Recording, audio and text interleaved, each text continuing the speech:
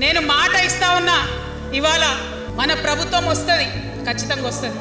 ఎందుకంటే ప్రభుత్వంలో వచ్చేది మీ అమ్మ కాబట్టి అమ్మ జేబు చూడదు, కడుపు చూస్తుంది.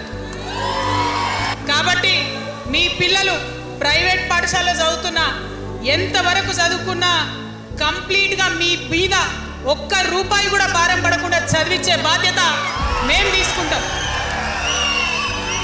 అది ప్రైవేట్ పాఠశాలలు కానీ, డాక్టర్ కానీ, ఇంజనీర్ కానీ, రాకెట్ సైంటిస్ట్ కానీ మన తెలంగాణ బిడ్డలు చదువుకుంటే ఒక్క రూపాయి కూడా పేద మధ్యతరగతి వాళ్ళ మీద భారం పడకుండా ఉచిత విద్యను అందించే బాధ్యత నేను నా తెలంగాణ బిడ్డల కోసం తీసుకుంటానని ఈ సందర్భంగా తెలియజేస్తున్నా. మీరు ఎంత చదువుకుంటారో చదువుకోండి, ఒక్క రూపాయి కూడా మీ మీద భారం పడకుండా చదివించే బాధ్యత తెలంగాణ రాష్ట్ర సేన తీసుకుంటుంది. ప్రైవేట్ పాఠశాలలు కూడా బాగుంటాయి, ప్రభుత్వ పాఠశాలలు కూడా బాగుంటాయి, కానీ భారం తల్లిదండ్రుల మీద పడదు. అది మీ అమ్మ ప్రభుత్వంలో జరగబోతుందని, మీ తల్లి ప్రభుత్వంలో జరగబోతుందని మీకు మాటిస్తా ఉన్నా.